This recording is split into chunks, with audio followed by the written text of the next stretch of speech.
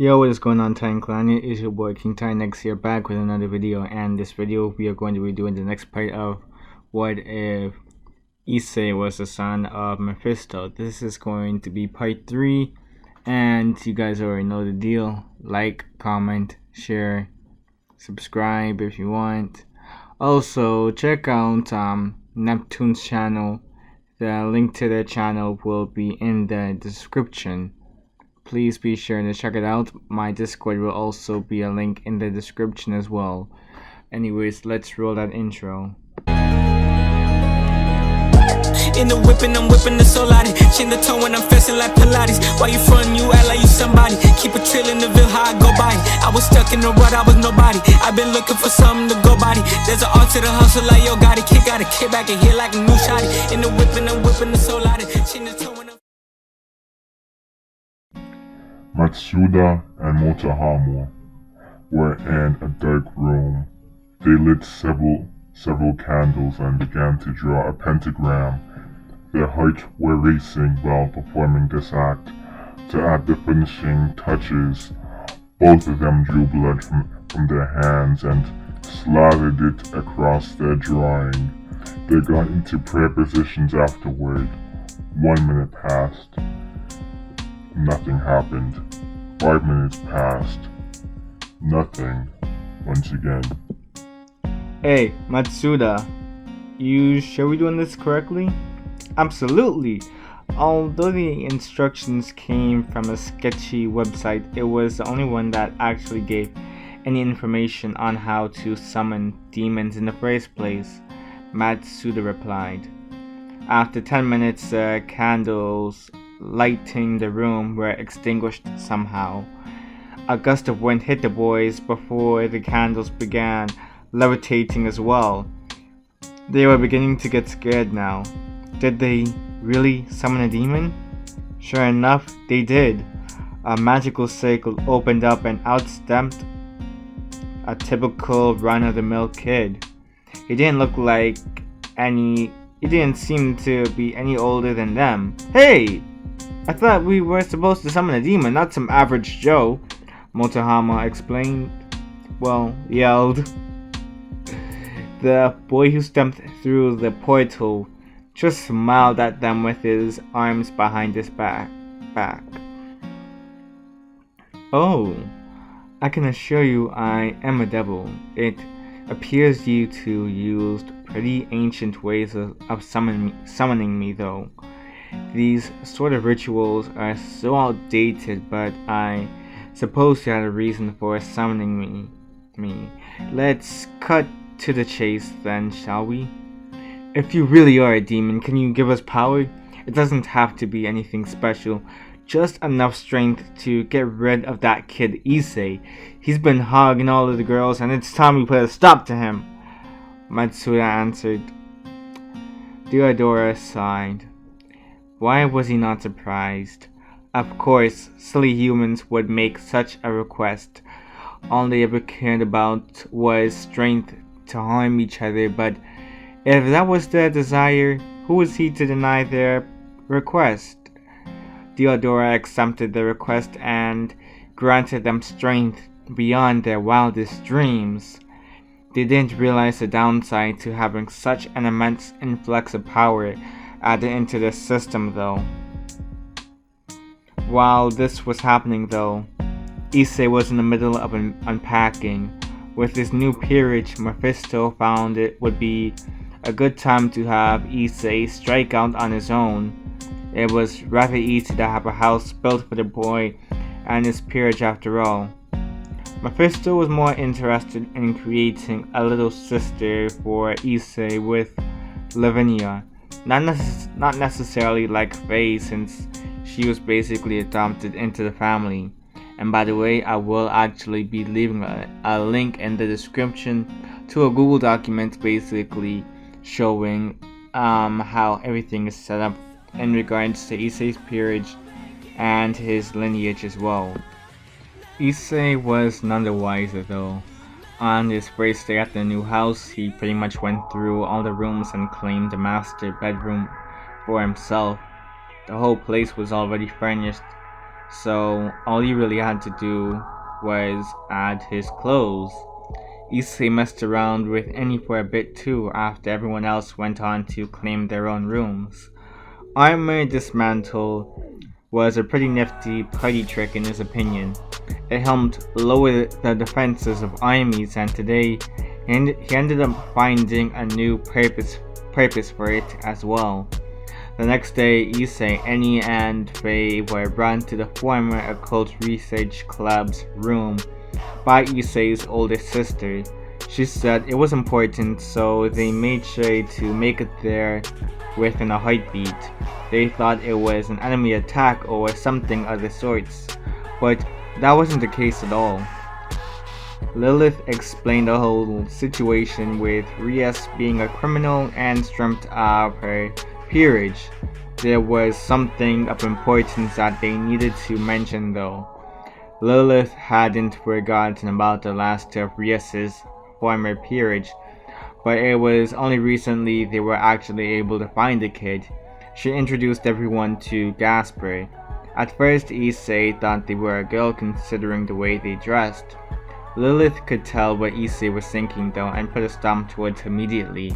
She explained that Gasper was a boy despite the way he dressed, and that he was also part vampire. He had difficulty controlling his sacred gear, but it was a powerful one at the same time. She figured it would be a good idea for her younger brother to try and take care of him. He could prove to be a very valuable member after all. He was shy though, so it would take a while to break him out of his shell. In Gasper's mind though, all he could think about was the fact his former master was a criminal.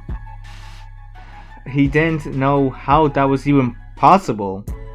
He also didn't know much about this Issei person, but apparently Lilith seemed to know him well. Issei thought about it for a moment before he could fully decide on whether he wanted Gasper or not. He wanted to know what his sacred gear even was. Lilith simply explained that he could freeze time for whoever was caught in his line of sight while the gear was active, although the opponent could break out of it if they were just that overwhelmingly stronger. A sacred gear that could affect time. That honestly sounded pretty neat in Issei's book. That was what sealed the deal for him. Lilith smiled when she heard that Issei would accept Gasper into his peerage and take good care of him. Gasper, on the other hand, was still hesitant of his new master. He didn't know anything about him after all. He didn't know whether he was a good master or if they were just going to hurt him like other people throughout his life. That was all that was on Gasper's mind until he found that Issei was actually pretty nice. He didn't like the rigorous training aspect that came with Issei's peerage though. He never remembered having to train so hard in his life, but Issei seemed to be so supportive of him.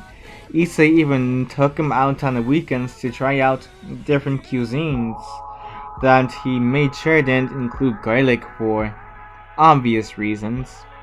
During this month of training, Gasper could really see some improvement in terms of his control with his sacred gear. Heck, he even managed to develop a couple of new abilities with his secret gear, such as, one example would be the fact that he was able to drain the time from others, adding on to his own. And yes, okay, people, let me tell you this. Basically what's happening now is Gasper has become Karumi from Day to Life. You can basically thank Neptune for that reference. Yeah, go ahead and attack her in the comments. It came off in the form of a red orb that basically consumed Gasper's targets. Once they were in his orb, he would begin to drain their lifespan until there was none left. Well, He could leave them with a couple of days or years left in their lifespan. It all really depended on how he was feeling that day in the situation. Gasper was also in the process of canceling out light. Making a room pitch black was pretty much his limit for the moment. This was meant to find a way around light attacks, but he was just barely scratching the surface in that aspect. One day while training though, Gasper heard someone ring at the doorbell. He was curious as to who it could have been since they weren't expecting visitors at that time. What Gasper saw caused his face to immediately twist in disgust. In front of him were the ones that used to be known as Matsuda and Motohama. They had made a deal with one of the devils and seemed to have affected them both physically and mentally. All they could say was, "Kill Issei." Their bodies were much larger, 7 feet tall, and their bodies resembled those of goblins with pink skin and an ugly Thanos chin, but the wrinkles covered all around their bodies. It seemed like they were suffering too. When Issei came to check what was going on, Matsuda and Motohama immediately barged into the house, swatting Gasper away. Gasper picked himself up only to see his master getting attacked by 2 disgusting abominations. He was nervous now since it seemed like Issei was struggling. He ran upstairs in order to see if he could get help. He wasn't able to find anyone that was close by though. That was unbelievable. Gasper began to breathe in and out, trying to calm his nerves. He can handle this, right? He made his way downstairs and tried to get the attention of Issei's former classmates. They paid him no mind though. Gasper tried to get their attention again and even tried to get in their way, but he was swatted away once again. It didn't seem like he could compete with them in the physical department, but he did have another ace up his sleeve. The only thing was that Gasper didn't know whether it would be right to use it. In hindsight, it actually would have been better to start off with his sacred gear in all honesty. 1 second later, and a red orb came floating over to the pair of mutations. It consumed one and then the other.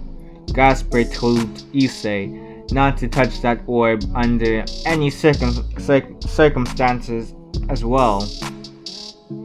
He wasn't sure if Issei could be affected by his technique though, but it was better to be safe than sorry. Issei listened to Gasper and the boy did his magic, draining the lifespan of both Matsuda and Motohama. Once the orb was released, their bodies dropped down to the ground, motionless. Issei checked their pulse. There was none. He laughed when he realized something. This was basically Gasper's first victory against some opponents. They just needed to work on his nerves now. He seemed to be timid even now. He was waiting to see whether or not Gasper would use his sacred gear against these guys after all. He wanted to see him use it in action for himself. He wasn't disappointed. He was glad to play pretend and actually seemed to struggle to fight these guys, since it would be giving Gasper the motivation he needed in order to use his sacred gear to its full extent. This was only the beginning though. While they continued to train and improve their skills, a pair of sword wielders decided to make their way to Issei's former residence. The two went by the names Zenobia and Irina. Irina knew about the Hyodo family since she used to hang out there when she was younger. She wanted to go there and visit, but she was shocked to find out Issei had already moved out. His father gave them the right address, and Irina had to do a double take seeing where Issei was living. She honestly didn't believe it at first. She wanted to see whether or not they had the right address. She looked at the paper that was written for them, holding the address, and sure enough, they were at the right place. Irina rang the doorbell, and this time around, Faye was the one to answer the doorbell. Irina apologized for the inconvenience, but they were looking for a boy by the name of Issei. His father had given them this address, but they weren't sure if he was delusional or not. They were hoping to see if anyone could give them any proper leads as to his location. Faye's brows began to furrow though. She wanted to know why they were looking for Issei. Not only that, but also see whether the girl actually had that much confidence to call Mephisto delusional, or if she was just, well, an idiot. She was leaning towards the latter though. Irina explained that she was a childhood friend of Issei's, and since she was in town, she figured it would be good to visit them. That was all, nothing more. Faye pursed her lips in response before calling for Issei, explaining that he had some people outside who wanted to see him. He was in the middle of sparring against any when he heard Faye call him. He was wearing a pair of black sweatpants and he grabbed his t-shirt as he walked down the stairs. Annie followed him downstairs in order to see who these people were. She was interested. Irina blushed seeing how Issei developed. Zenobia had no emotion on her face though. Issei was confused seeing the two girls. He wanted to know who they were. Irina was practically about to faint when she heard that Issei didn't recognize her. My name is Irina, and well, we were childhood friends, you could say. Remember when I used to have my hair much shorter and how you always came by my house to play? We'd always sit by the fireplace where that sword was always hanging. Issei was surprised to hear this. He knew what she was talking about, but he was surprised to hear that she was a girl the whole time. Up until today, he thought she was a boy. He didn't speak about that part though. Instead, he mentioned how it was nice to meet them again before questioning if they still had the sword. Irina nodded before questioning why. Another thing she wondered was why there were so many girls here. She took a step inside the house and saw that there were several sparring with each other. Issei blocked her view though. Hey, I never said you could come inside.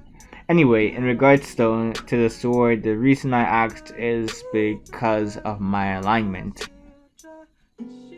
What's your alignment?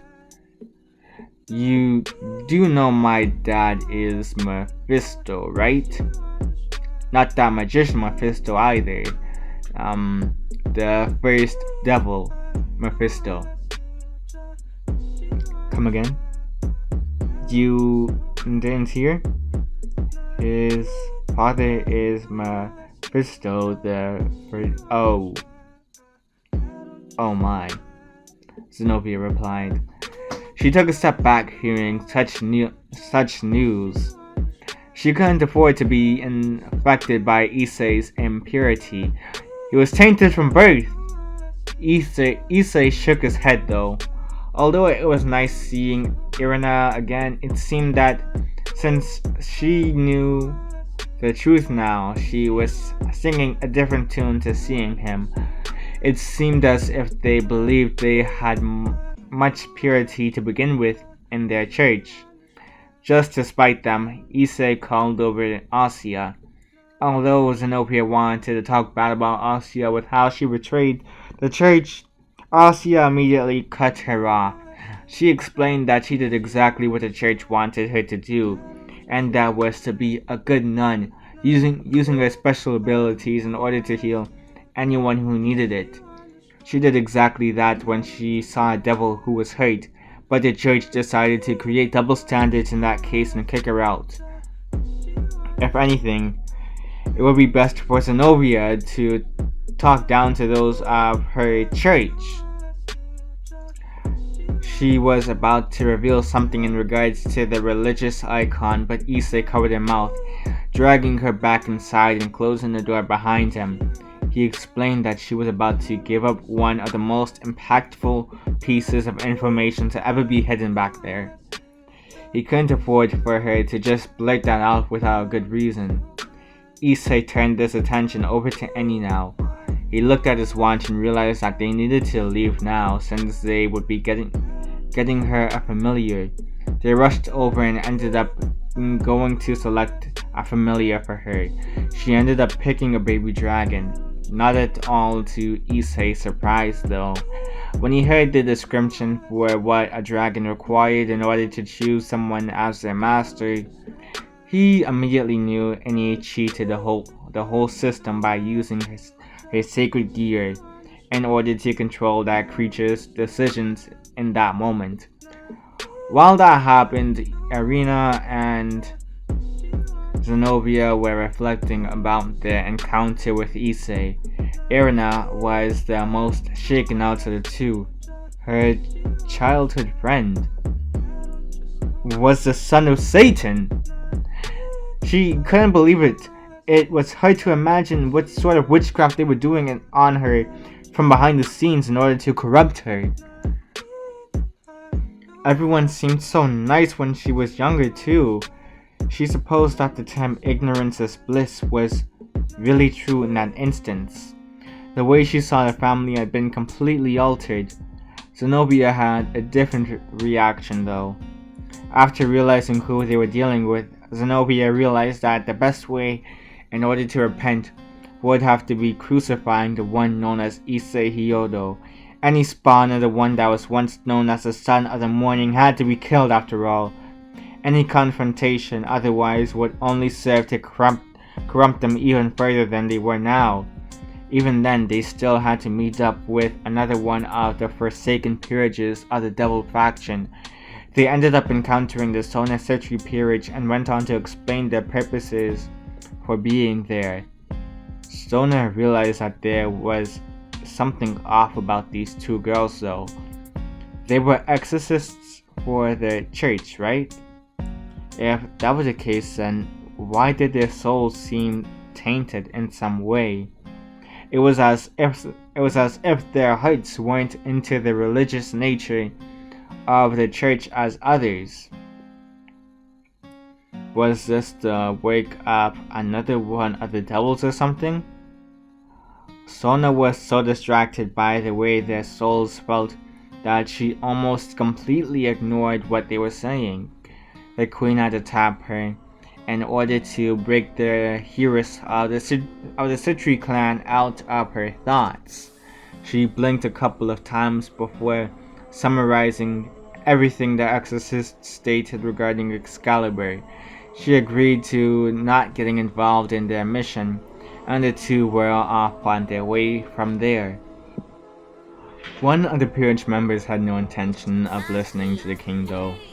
Kiba ended up convincing Saji in order to help him find the exorcist as well. From there, it was practically chaos. Honestly. From there, it was basically chaos. They managed to find the two girls begging for food on the street, which made it easier for them to convince the girls to let them tag along on their journey to find whoever stole Excalibur. But they never thought about the consequences of attempting such an action. They barely managed to survive against freed by the skin of their teeth. Sona came in at the nick of time and they were punished severely for insubordination. Sanji apologized profusely, but Kiba remained silent. All he could focus on was destroying Excalibur once and for all. There was another issue though that only Zenobia was aware of, and that was the fact Irina was missing. She tried finding her comrade, but she ended up getting led back to Sona's peerage. On their doorstep was a beaten up Irina who was barely conscious. There was a note stuck on top of her head, informing everyone of the fact that if they didn't want anyone who was within the school to end up like this girl, then it would be best if they complied with their demands. After all, this girl was an enhanced human, and this was how she was still breathing. They couldn't say the same for anyone else that was within the school or around town for that matter. Sona breathed heavily seeing this. The note told them to make sure, to make their way to the back of Kuo Academy, and unless they wanted a mass genocide, they had no choice but to follow the commands given to them by the note. They met the one known as Kokobeel here, and Sona immediately commanded for a barrier to be set up. That way they would at least be able to protect the students from the conflict that was about to happen. She could tell this was going to be a harsh battle after all, and there was no guarantee they would even survive here. The barrier was invisible to the naked eye, but that wasn't the case for beings who were in tune with magic or mythologically related beings. That meant Issei, Faye, Gasper, Asya, and Eni were all able to immediately notice this. Issei excused himself from the classroom. Asya did the same. Faye couldn't be bothered to even make up an excuse and just used her magic to knock out everyone that wasn't important in the room. This gave Gasper and Eni the opportunity to slip past everyone else as well. They made it to the courtyard, and although there was a barrier set up in place, it didn't take long for Faye to make an opening through it. Sona was confused as to why they were here and who some of them actually were. She had to admit though that Issei's soul seemed to be the most tainted out of everyone there though. Asya, remember how I told you not to tell girls a secret the other day? Issei questioned. Asya looked up to Issei and nodded. I changed my mind. Go ahead and break down the glass houses. It's not worth keeping a secret anymore. When we're dealing with one of the leaders of the fallen angels, he'd probably tell them anyway. Issei informed. Asya's eyes sparkled when she heard this. Irina and Zenobia, exorcists of the church, are you? Look, I don't regret informing you in the slightest that the one you worshipped up until now is dead and has been dead for centuries now. The church is full of lies and corrupt. Irina and Zenobia's eyes widened. They couldn't believe what they were hearing right now. No, there was absolutely no way that could be true in the slightest. It's true. Seems like you have a smart one in your hands there, kid, Kokobeel stated. Issei almost laughed when he saw Irina faint from the sudden influx of information that contradicted everything she ever knew. Zenobia wasn't much better. She was frozen in place. She even dropped her weapon when she heard the news. She was a couple centuries late though. You know what to do, Asya, Issei stated. The healer nodded and went in, chopping the back of Zenobia's neck. This knocked the blue-haired girl out. Asya dragged Irina and Zenobia's unconscious bodies over to Issei and Faye. Faye teleported the girls back to Lilith's territory with a note attached to them. The note informed her of the fact Issei wanted to trade out his former knights for these two. Lilith did a quick scan of the two and practically laughed when she realized who the two girls were. Of course Issei would want these girls as his knights. She could make that work. As for Issei, now that the ones who couldn't fight were out to the battlefield, focused his full attention on Kokobeel. He gave a big, toothy grin towards the rogue fallen angel. His teeth looked like fangs though at that moment. They were sharper than knives at that moment. Issei extended out one of his arms and his boosted gear formed over it. Sona's eyes widened in shock. Kokobeel was interested. You all will be the first to witness the strength of the century's latest Red Dragon Emperor, Bishop Mode. Issei's scale mail armor formed at first, but it began to go through a metamorphosis. 2 cannons formed around his back area, and the armor began to take on a more bulky appearance. Cocobill was intrigued by the newest form. What was this kid going to do? The cannons began to glow, charging with energy. One shot was all it took. Cocobill was expecting to block the attack, but it easily pierced through his defenses. He tried putting up several defenses in order to slow down the attack, but nothing worked. Even when he put all of his strength into a counter-attack, it did little to nothing against Issei's attack. Cocobill's attack was pushed back by this one single beam, and he was enveloped in Issei's own. His screams could be heard by many. Reed was swiftly taken down by Gasper, who absorbed all of his life force in the form of years he had left to live. Galilei was stamped through the heart by Kiba. All that was left were the holy swords. Issei walked over and examined them. Kiba expressed his disdain for the weapons and his sob story to Issei. But the boy could care less about what Kiba went through.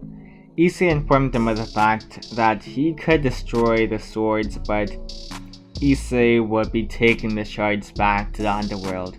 He could make some use of them after all if the destruction of the swords really meant that much to Kiba. Kiba thought about it for a moment. He had to weigh his options here. This guy seemed to be extremely powerful after all, and he was apparently the Red Dragon Emperor on top of that. Being given the option of even being able to break the swords into shards was probably this guy being generous. Kiba accepted the choice, and he quickly went on to break Excalibur into several pieces. Issei whistled before they collected all of the shards that remained. Issei wasn't sure what he would do with the pieces yet, but he had a couple of things going through his mind at that moment. Maybe making a hammer infused with the shards or something? Be the Thor for the devils? Nah. Dual swords? Maybe. He'd figure it out later. For now, his concerns were with his new peerage. When it came on to Ini though, all she could really be thinking about was Issei's new form. She had never seen this Bishop Mode form he had just mentioned earlier and used in order to defeat this Cocobill guy.